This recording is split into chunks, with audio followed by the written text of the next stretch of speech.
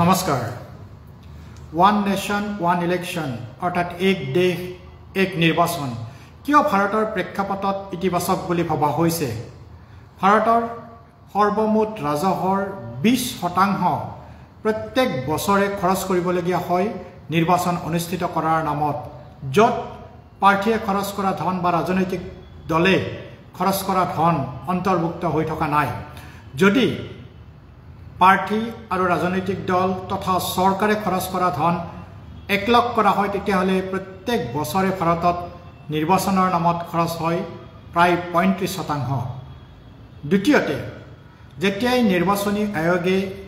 অধিসূচনা জাৰি কৰে তেতিয়া কেন্দ্ৰ বা ৰাজ্য চৰকাৰে কোনো ধৰণৰ নতুন আইন বা নিয়ম প্ৰণয়ন কৰিব নোৱাৰে যাৰ ফলত বাধাগ্ৰস্ত হয় অৰ্থনৈতিক আৰু সামাজিক উন্নয়নৰ পথ। তৃতীয়তে কৰ্মচাৰীৰ ওপৰত নিৰ্বাচনৰ কাৰণে পৰা হেঁচা কম হয় যাৰ ফলত কামৰ পৰিৱেশ বিনষ্ট হোৱাৰ আশংকা নাথাকে। আৰু চতুৰ্থতে যেতিয়া ৰাজ্যসমূহত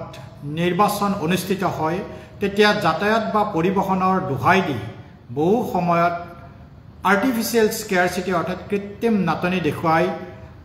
সামগ্ৰীৰ মূল্য বৃদ্ধি কৰা পৰিলক্ষিত হয়। গতিকে আমি যদি ওৱান নেশ্যন ওৱান ইলেকশ্যনৰ কিছু ইতিহাস চাওঁ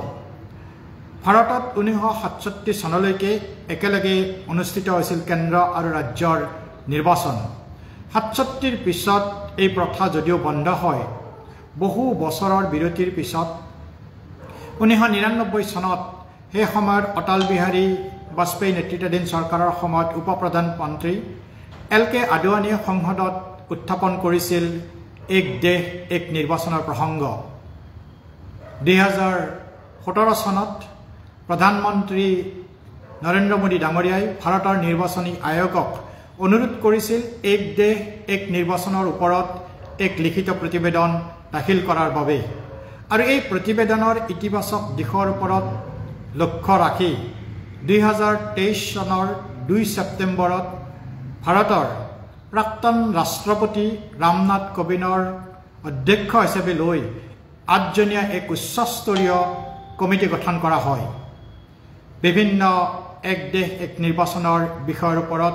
পুংখানুপুংখভাৱে আলোচনা কৰি ৰামনাথ কোবিন্দ কমিটিয়ে প্ৰতিবেদন দাখিল কৰে আৰু এই প্ৰতিবেদনৰ ভিত্তিতে যোৱাকালি অৰ্থাৎ 17 ডিচেম্বৰত ভাৰতৰ সংসদ লোকসভাত এক দেশ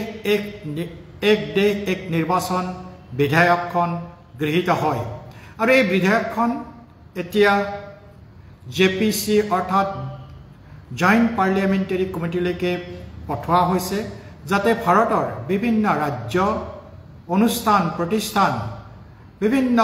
ব্যক্তিৰ লগত আলোচনা কৰি এক প্ৰতিবেদন দাখিল কৰে কেন্দ্ৰৰ ওচৰত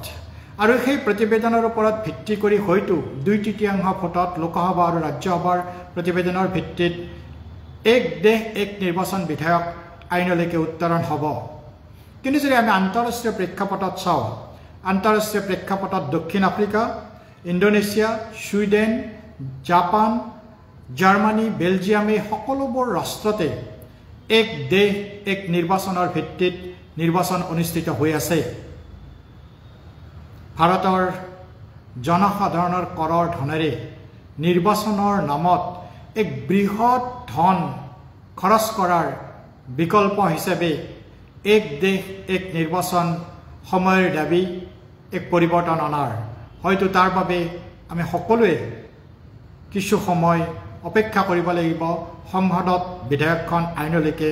উত্তৰণ হোৱালৈকে। ধন্যবাদ।